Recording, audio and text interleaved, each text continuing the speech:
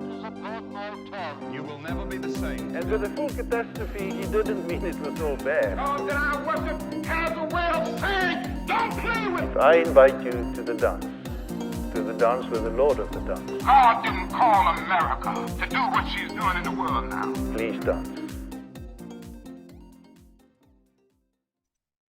Hey, everybody, and welcome back to Untitled. I'm Pastor Tim. I'm Pastor Mallory. From ULC Fort Wayne, and joining us as always.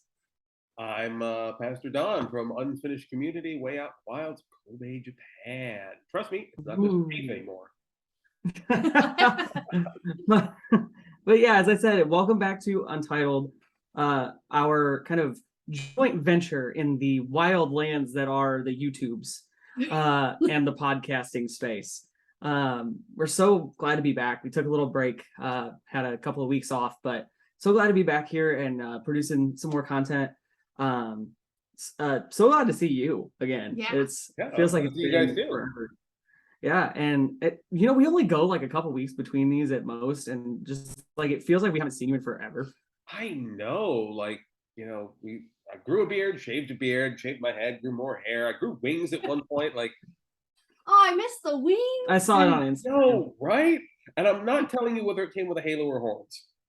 Dang it. I think we know the answer. We do with that. I'm an ordained reverend. It was clearly horns. Exactly. Of course. But before we go any further away from what we're trying to do, we just want to kind of take some time, dig into the Bible, kind of break down some of what's written, I guess, with context and, almost like that's important or something. Yeah, understanding the Bible is maybe a thing we should do instead of just memorizing random proof texts out of it and throwing them at people like they're shuriken made out of Bible. That's crazy. It kind of sounds made up, though. Yeah. Anyway. That's what you're signing on for this YouTube video. Yeah. You watch this far, you may as well watch the rest of it at this point. Exactly, right? 5 minutes in, not even. Well, I said I haven't seen you in a long time, but Mal wasn't even here for the last 2 videos? She thinks so highly of us. Yeah, I know. I had tetanus, not really. I got my booster. You got your tetanus booster. Yeah, that's fair. Yeah. But we record them both at the same time, so she was missing for one recording, but 2 episodes. Yes, Exactly. One recording, 2 weeks of videos. It was not as big of a miss as you say. But I will bring us back in, I promise. This week, we're kind of crack back open into Luke. We've kind of been focusing in there kind of for the majority of this series so far. So it's been interesting. We've been kind of on a roll. The lectionary has been feeding us passages from Luke, as it tends to. And the end result of that has been feeding us good passages, one right after the other. So we decided pretty much to just stay the course. Yeah. And personally, I think that is a good thing. So I think today we are going to dive into one of those Sunday school story time texts that I'm guessing you gave a second thought to. Yeah. This comes from the Gospel according to Mark. No, I'm just kidding. It's from Luke. Dang it! I read the wrong one. Tricked us. No. Well, we'll be quiet. Mark is actually my favorite of the Gospels. I prefer that one. I'll give you Luke because I know that's where we're at. Don't tell my brother that Mark's your favorite. No. Don't do that. Not a Mark fan? Well, I mean, my brother's name is Mark. Oh, well, you see, that would have been useful information for the joke. I thought I told you that. No, you never told me that. Oh, well, now you know. Knowing this happened. Now I have learned that information in the most awkward way possible. Let's read the Bible. Let's do it. So we're working from the Gospel according to Luke chapter 17, verses 11 through 19. Jesus cleanses 10 men with a skin disease. Woo! Dermatologist Jesus on the case. Dr. Jesus, MD? Miracle doctor? Exactly. We'll go with it. We'll work with it. Yeah, we'll take it.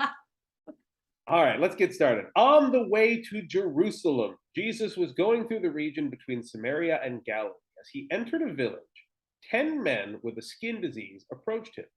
Keeping their distance, they called out, saying, "Jesus, Master, have mercy on us." When he saw them, he said to them, "Go and show yourselves to the priest." And as they went, they were made clean. Then one of them, when he saw that he was healed, turned back, praising God with a loud voice. He prostrated himself. Every time. I apologize. Very He big difference. prostrated himself, I hate English, at Jesus' feet and thanked him. And he was a Samaritan. Then Jesus asked, were not 10 made clean? So where are the other 9? Did none of them return to give glory to God except this foreigner? Then he said to him, get up and go on your way. Your faith has made you well. This is the word of the Lord for the people of God. Thanks. Right. And scene. So, yeah, Sunday school level text here. Like, Oh yeah. Mhm. this is one that often comes up because it's considered just inoffensively miraculous. Right. Right. Excuse me. So, before I dive into taking it apart, which, I don't have a lot to say about it, but there are some points we tend to skip past. Yeah. I want to knock it over to you to be my T-ball T and throw me Set it up for you. some questions you have. How have you seen this one played at in your evangelical circles? Who has beat people over the head with this one like a baseball bat? I mean, who hasn't beat people over the head with this one like a baseball bat? You said you didn't even remember this one. Well, and then I did because it was a repressed memory. Oh, okay. Let's take a minute. I'm going to blow your mind again, as I so often do with our experiences Oh, I'm within looking the forward to it. denominational evangelical church. This one was used to basically tell us that we weren't being thankful enough for the things that God was giving us. Yep. And it was used as he was a Samaritan. He wasn't even from Galilee, and he knew well enough to thank God that no matter what was going on, that he was being Even blessed. the dirty foreigners know their place. Right, and that's the thing. It's And I was like, exactly what it God. And I'm 10, sitting on the floor, playing with a Power Rangers action figure, and it's, okay, like, foreigners are bad, got it. Yep, basically. The exact same thing for Lord. me. Like, I know I'm not going to have time to do a more detailed edit, but there's a part of me that really just wants to cut the video feed right now and just replace it for a minute with the Picard facepalm. Yeah, It's right? just the big picture, and that's all you need. Like, it needs to be a thing. Yeah, no, I don't think I have to go too far afield to say it's obviously not that. What? Mind blown. Crazy. Yeah. 10-year-old me would have really appreciated hearing that. I don't know if you notice this, but this does actually play well to one of the deeper theological points I like to talk about with this one. How many people were made well in this story? Like, by the time you get to the end of the story, how many people were made well? By the end of it, it sounds like only one. They were all made clean, but only one was made well. Correct. You're reaching. Look at the Well- actual text. Does it ever say that the 10 or the 9 who didn't come back were not well? No. Fair? No, it doesn't. No. All it says is, let's see, go and as they went, they were made clean. Yeah. That's it. Like, there's no mention of them presenting themselves to the priest and saying, all right, I'm going to go back and hang out with my wife again, and then suddenly their skin starts falling off like it's an Indiana Jones movie. Like, that's not in the text. And this is the fun part when we're talking about the evangelical twisting of texts. It often implies things in the text that are not explicit in the text. So if you take this as a story of the one who came back was by far the only one faithful, and therefore the only one deserving of healing, then you can make the jump to, well, then therefore he must have been the only one healed. Right. But, and this is going to be my large refrain with a lot of these evangelical interpretations, it's not in the text. It's true, it's not. And yet they love to scream about their biblical literalism. Exactly. And this is a huge thing for me, is because we love in the church to bandy about words like grace and mercy. But those are universalist terms. Like, mercy isn't mercy. Grace isn't grace if you're only giving it to the people who praise you in exchange. Yeah. Yeah. And so to deny the healing of the other 9 is to deny the grace of Jesus Christ, which Yeah. I don't want to throw around the heresy word here, but kind Right. of seems like it's one of those things. Yeah. 100%. Yeah. And And it's like in the evangelical church, it feels like grace and mercy is only extended to the people we like. It Yeah. is. It's only extended to the people that are in that congregation doing what they're supposed to do. Right. Who's following the rules? Yeah. Who's meeting the expectations? And Correct. clearly in this verse, your expectation is Jesus healed you. Right. You should say thank you. so And if you're not meeting the expectation. if you're looking for your TikTok sound bite, here it is. Okay. Grace isn't a reward. That's a good Let one. that one sit for a second. Yeah. Yeah, let that one sit for a second. Grace isn't a reward. If all you're doing is giving it to someone because they did something, then it's not grace. It's payment. Right. Right. You've basically made them perform penance. Yeah, exactly. Congratulations, you've rediscovered Catholicism. Woohoo! That one's already done. Try again. Yeah, and I seem to remember a certain guy with a list of things and a door, and we kind of moved in a different direction from that. Yeah, there was like a Hmm. hammer, like Something. something like theses or number something of like that. theses, something like that. Something. I Yeah, don't know. like- Sounds made up. Like Martin Luther King or something like that. right? Yeah, something like that. Yeah. Sounds made up. Yeah, Martin Luther King Sr. maybe. Senior. Very senior. But I digress. This is actually like, for me, when I preach this passage, this is the point I tend to fall back on for forming the sermon, is the fact that we completely ignore the grace extended to the people who didn't do things the way Jesus would have expected or Jesus wanted. And it's not just like he didn't do things the way we would want them to do. Like Jesus was kind of expecting them to come back and say thank you. Mhm. And so Right. these 9 flat out did not follow Jesus in that way. They took their win and they left. Yeah. Right. I see this often extended to things like feeding the homeless. That you have to feed in a way that they become productive. That you have to give in a Mhm. way that they're able to give back. And oftentimes I have seen this used to justify that. And it's fundamentally not what's happening here.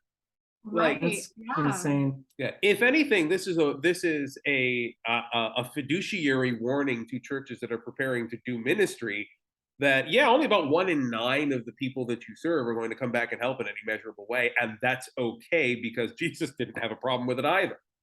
Right. Yeah. I mean, it's kind of the whole story of grace, isn't it? Kind of wrapped up in a nutshell of you don't give grace for the return that you expect from it. You give grace because it's the right thing to do Yeah. when following Jesus's teachings. I gotta tell you, my last congregation, one of the I'm gonna say leaders because the church had called him a pastor and it just didn't mesh. No other reason than he was very active in the community and he was a small business owner. You know what that gets you in certain circles. Mm, Everything we did, every action the church was meant to take, he always tried to parse it in terms of ROI.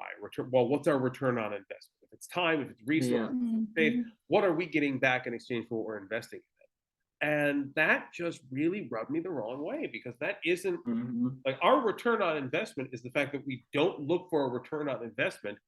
Right. People come to understand the grace of our Lord Jesus Christ, the love of God, and the fellowship of the Holy Spirit from the fact that we don't ask them to give shit back. Right. Correct. You I mean- can't run a church based on an ROI. Right. Well, and isn't that's somewhere in that big book of stuff we're supposed to follow, isn't it? Is not to do good Yeah. for the expectation of return. I think we covered that one already. I'm Yeah. sure we have at this point. But that is a huge factor in operating a modern church. And I'll grant that operating a church in a capitalist hellscape requires dancing with the devil in that way. Like we do have Yeah. to have Right. certain capitalist considerations if we want to, exist. Yeah, Right, yeah. definitely. But knowing where the line is between being a church and a reasonably fair nonprofit organization Right. is important. Because a church isn't meant to give only to those that we can use to grow our ministry, to grow our nonprofit. Right. And this, of course, leads to a discussion of what do we even consider a successful church or ministry to be. Yeah. For 50 to 100 years, America has been thinking that a successful church is one with a giant sanctuary, several different buildings, and a congregation measured in 4 digits or more. Yeah. Yeah. But You're not a successful church unless you're, Hillsong, New York. Yeah. You're not successful at all until you can boast, that your name's been on the big billboards. Yeah. Like, and I'll tell you this story. I've told you this story off camera before, but I'll tell it to you on camera as well, for the sake of those listening along at home. Many years ago, I don't own this on my resume because, as you can imagine, it was a bit of a short thing. But I did a very brief stint as a composer in residence for a megachurch in Michigan. I won't name them for the sake of the fact that evangelical megachurches tend to be a bit litigious. Yeah. yeah. I did Crazy, work right? as a composer in residence for them as an assistant to their music program for about a month and a half, which is the longest stint I've ever been present in an evangelical or evangelical adjacent megachurch. It's And fun. while we were there, while I was there, I immediately noticed that their music program consisted entirely of paid professionals. Mm, And I said, you've got a community here that numbers in the thousands. Are you telling me that you don't have any high school students who want to play for God? And I was told immediately, well, yeah, but they're not good enough.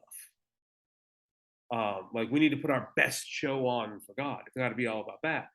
And after several weeks of back and forth, I convinced him to hold some auditions. And only one person was willing to audition, which should have told me everything I needed to know. Like, in this Right. church of 1,000+ members, only one person was willing to take the offer to audition to join the church band.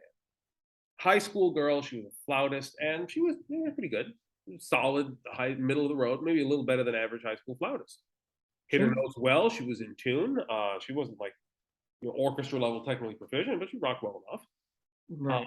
And when her audition finished, the director looked her in the eyes and said, I really want to thank you for taking the time, but you're just not good enough to play for us. Maybe come back in a couple years when you've got your pro chops. Yeah. Zero tact there, but Tact aside, I came to realize that was the mentality. That was why the place felt so spiritually dead. Is because he was looking at this girl who wanted to do nothing more than participate in the life and ministry of the church, to be present in the house of God. And he was thinking, but what am I going to get out? Yeah. He wasn't thinking, how do I empower people? How do I connect with people? How do I offer grace? right. I always tend to balance this out with a story about my father, which I love to tell. And I know I've told you this one. My father used to be a choir director back in the day, and one of the congregants at his church back when I was probably like middle school, dude was so eager to sing in the choir, except for the fact that he was a natural monotone. He Oh, talked like this and sang like, could not hit another note. Only the one, literal one note wonder. find a solid C. Yeah, actually, I think it was a B flat. I don't remember, but so that's one of those situations where the music director, like, I'm fully expecting my dad to sit down and say, look, man, there are other ways to serve. Right. Like, I'll love you, but maybe choir ain't your thing. Like, what my dad did has stuck with me ever since, and it's in many ways been foundational for my approach to ministry. My dad sat down with them and said, all right, start talking. And then as he was talking, my dad at the piano just started pressing notes until he figured out what the note was. And then he said, all right, Build around it. here's the piece we're singing this Sunday. And then he circled every instance of that note on the sheet music. And he said, every time you get to a circle, blast it. Aww. That's pretty awesome, Yeah. honestly. Like that. That's a good way to do it. Yeah, that's some commitment to making sure that somebody feels included in service. And those two stories right there, that's the difference between a prophet ministry and a grace ministry. Right. Yeah. Yeah, and I don't think I've told you this story, but Mal will remember as soon as I start telling it. I started to get sketch vibes from one of our previous churches. Again, we'll not name names.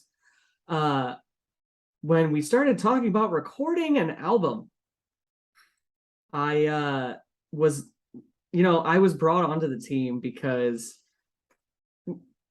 I would rather you say this because it's gonna sound like me tooting my own horn. Because you can sing Yeah, because I sing fairly well, I think. very well. Yes. But I was brought on, in that understanding, and watched people not be brought on that were good, like you said, like maybe not, amazing, but definitely were good because they weren't good enough. So I mean, I saw that, and then I realized why when the worship pastor started talking about, our calling is to create a recording and make this church a mainstream worship production church. Kind of, Hillsong And elevation. right there is a key point that I think we don't discuss enough. Now, this formed the basis of the most recent episode of our hit video series and podcast, Back to Basics, which is celebrating its unprecedented 20th episode next week. Hey! Yay! Yeah, total hit podcast. Absolutely. Best out there. Of course. Tens of listens. Exactly. You just killed it. We talked about how the mindset of productivity isn't a Christian ideology. No, not it's at a all. capitalist ideology. Yeah. Like church, setting aside the argument made back to basics, which is that people aren't meant to be constantly productive. Yeah. Ministry of the church, the action of God's kingdom on earth, is also not meant to be constantly productive in that way. That's not what it's about. We're not meant to be constantly making the best, doing the best, putting on the best show, trying to be attractive by the standards of the world. By the way, this is one of those little hypocrisies that I absolutely love that I have encountered from evangelical churches.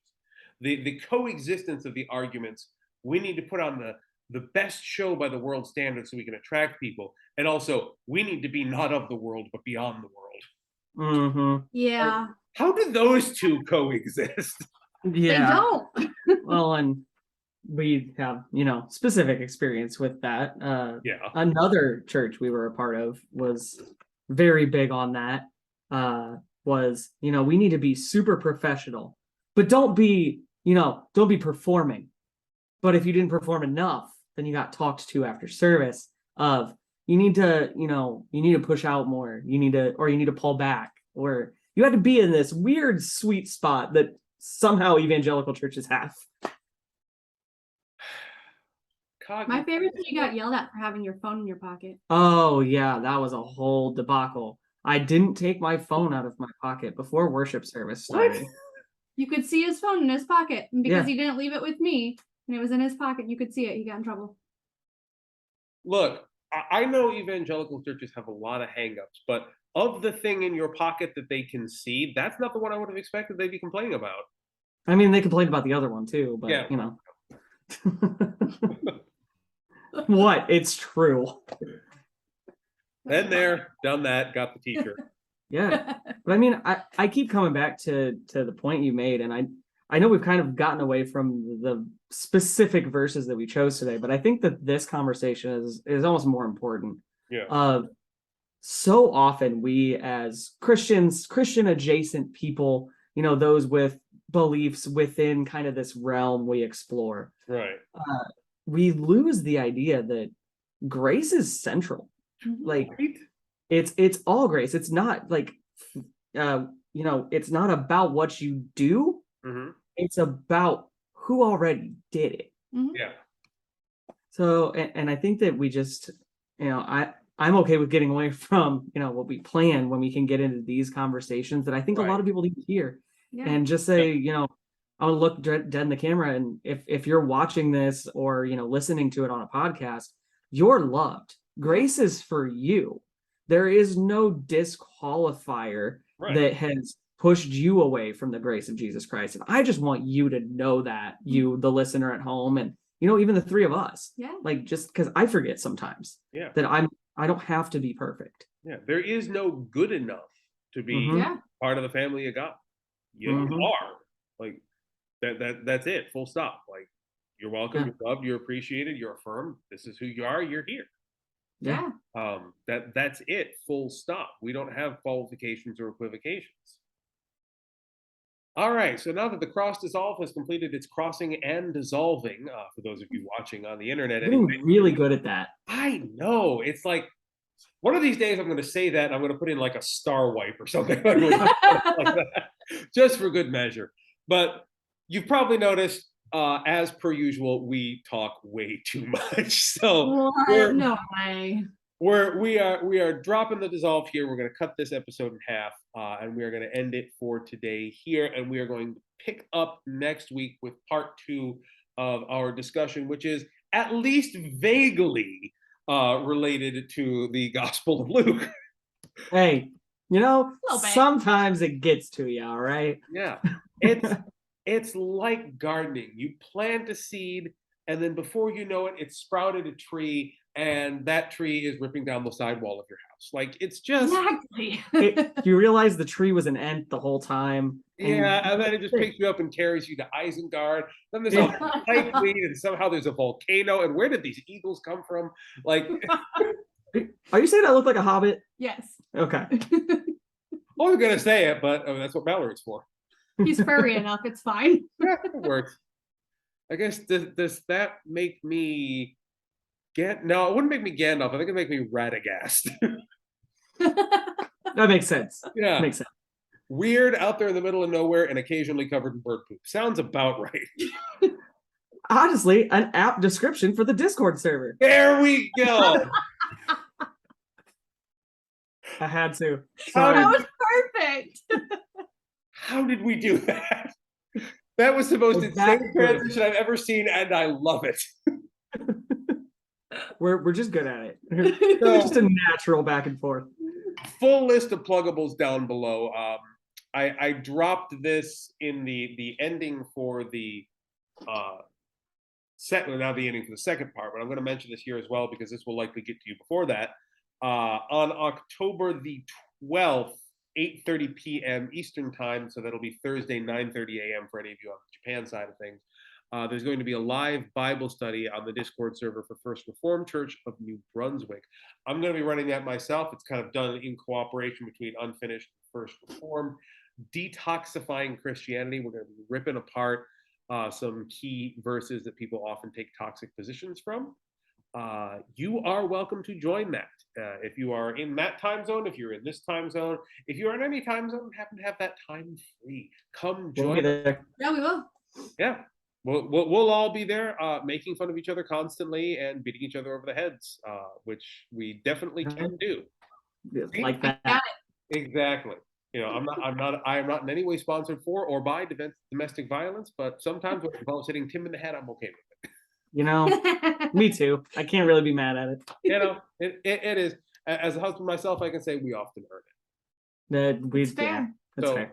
Pluggables are down below. If you have time, check them out. Look for the other stuff we're doing, Discord server, video services, whole bunch of other stuff. Check it out. Otherwise, we will see you in part 2 of our unambiguously and unaccountably long episode on Luke. So we will see you next week. Take care, y'all. Hey guys. Bye. Love you.